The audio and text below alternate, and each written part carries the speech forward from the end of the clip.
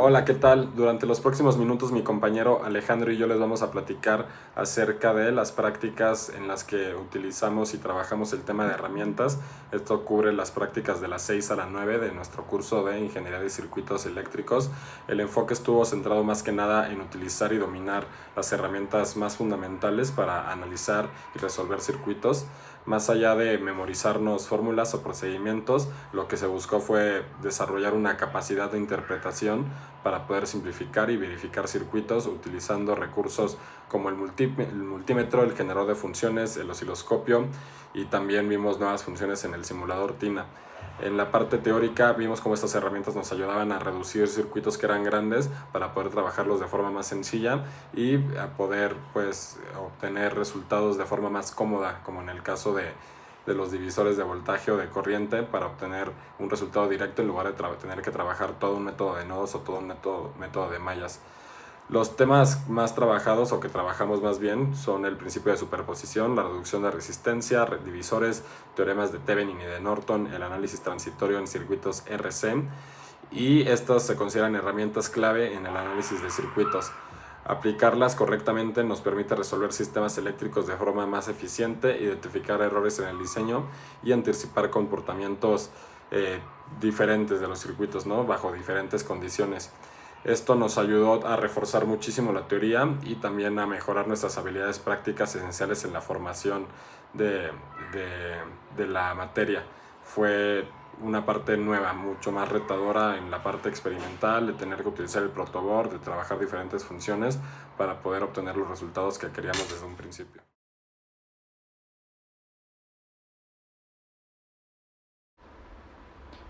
La primera práctica del tema de herramientas fue la práctica del principio de superposición.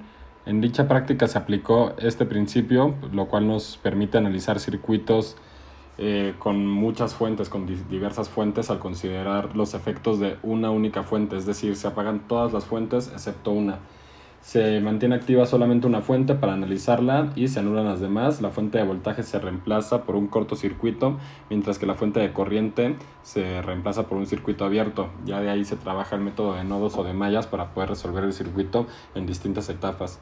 Se trabajó sobre un circuito con muchas resistencias, resolviendo primero por separado cada paso con una sola fuente activa, y después se fueron sumando los resultados para obtener la corriente total en cada etapa.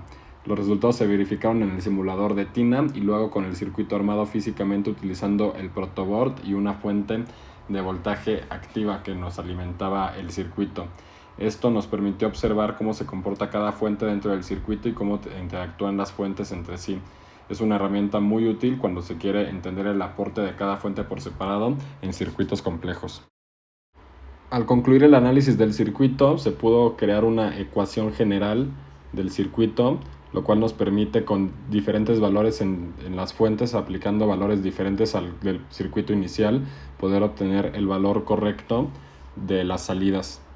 Esto se hizo mediante una fórmula y se comprobó utilizando una tabla.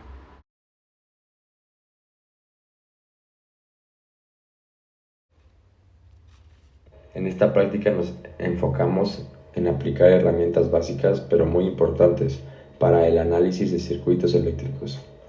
Usamos técnicas como la reducción de resistencias en serie y en paralelo, divisores de voltaje y corriente, y la manipulación de fuentes tanto de voltaje como de corriente. Durante la práctica resolvimos varios circuitos con distintas configuraciones. Luego comparamos los resultados teóricos con los que obtuvimos usando el simulador TINA y también con las mediciones reales del circuito que montamos en el laboratorio.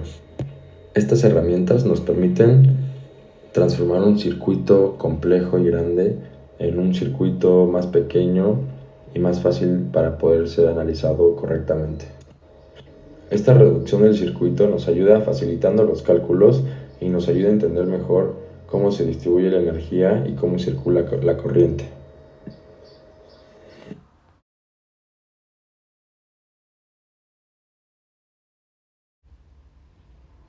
En esta práctica usamos los teoremas de Thevenin y Norton para simplificar circuitos complejos en modelos equivalentes con una sola resistencia y una fuente. Quitamos la resistencia de carga, calculamos voltaje de Thevenin, resistencia de Thevenin y corriente de Norton. Luego armamos los circuitos equivalentes. También aplicamos el criterio de máxima transferencia de potencia que ocurre cuando la resistencia de carga es igual a la de Thevenin. Estos dos teoremas son muy útiles para analizar, diseñar y optimizar sistemas eléctricos de forma más eficiente.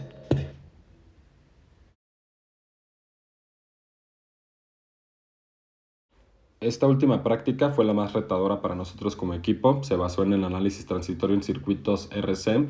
Se utilizó mucho nuevo material y el apoyo de la profesora para poder trabajar con orden y de forma correcta fue esencial. El punto clave de la práctica fue analizar el comportamiento transitorio de un circuito cuando es alimentado con una señal cuadrada. Nuestro interés principal como equipo de trabajo fue ir viendo cómo va cambiando el voltaje en el capacitor durante los procesos tanto de descarga como carga. Esto se hizo en 2 TAO y cada estudiante, cada miembro del equipo se encargó de uno de los procesos de forma individual. Se configuró el generador de funciones con una señal cuadrada de pico a pico y se midió el voltaje del capacitor utilizando el osciloscopio. Se utilizaron cursores para ir registrando los valores en momentos clave e irlo comprobando con los cálculos que se hicieron. El utilizar el osciloscopio fue algo de mucho valor para poder visualizar de forma clara el cómo se comportan de forma no inmediata los circuitos y se reforzó mucho el concepto de retardo y de transición, lo cual no suele ser visible con instrumentos tradicionales. Tuvimos que utilizar mucho material nuevo para poder observar este comportamiento clave en los circuitos eléctricos.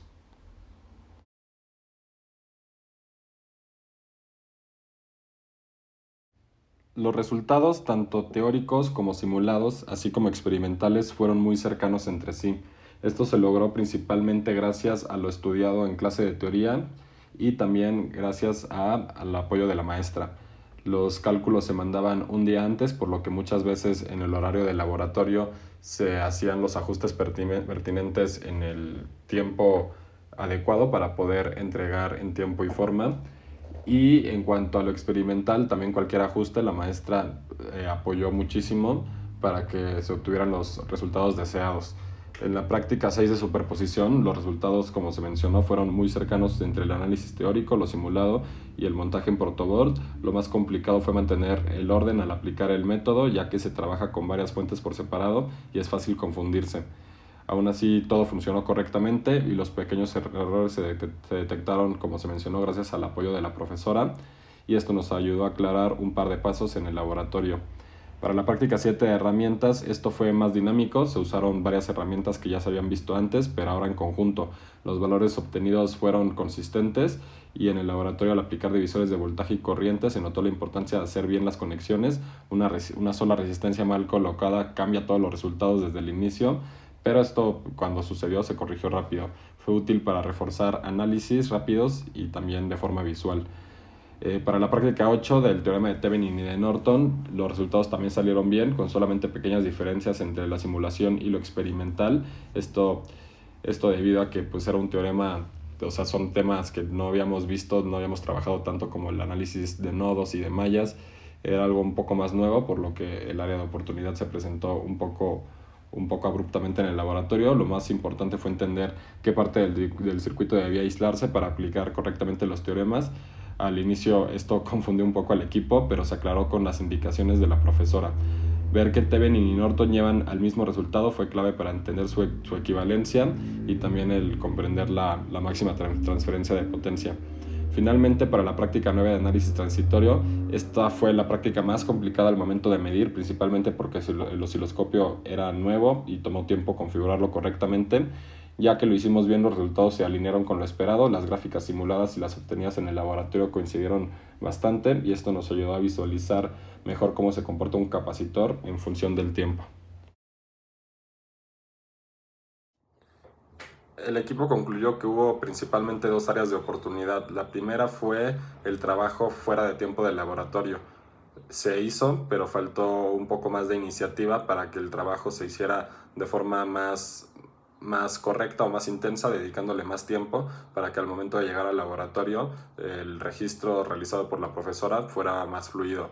Otra de las áreas de oportunidad fue que, pues principalmente por las prisas o por las dificultades técnicas que se lograron presentar al momento de estar haciendo el trabajo, no se registró a través de tablas los resultados obtenidos experimentalmente.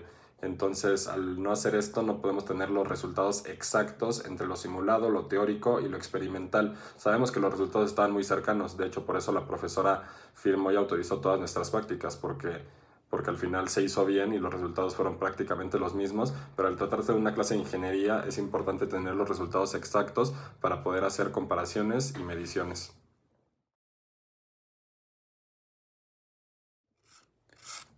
Como conclusión, estas prácticas fueron muy importantes, marcaron un bloque completo para el curso de Ingeniería de Circuitos. Más allá del análisis puramente teórico, se trabajó con muchas herramientas reales de trabajo de laboratorio. Esto forma parte esencial de trabajo de ingeniería, fue muy valioso para ambos miembros del equipo. El dominio de herramientas como el multímetro, el osciloscopio, el potenciómetro, el generador de funciones, el simulador TINA con más funciones de las que hayamos utilizado previamente, facilitaron la validación de los circuitos y se permitió gracias a esto detectar fallas, comparar teorías con resultados reales y construir una visión más completa del comportamiento de circuitos eléctricos. La superposición, los divisores, la reducción de resistencias, teoremas tanto de Thevenin como de Norton, análisis transitorio, estos son más que temas individuales, son parte de un conjunto de herramientas que nos facilitan el análisis y al ser aplicadas correctamente nos ayudan a resolver prácticamente cualquier problema en circuitos lineales de forma pues eficiente y estructurada, obviamente conservando lo ya visto previamente en el curso en cuanto a nodos y mallas.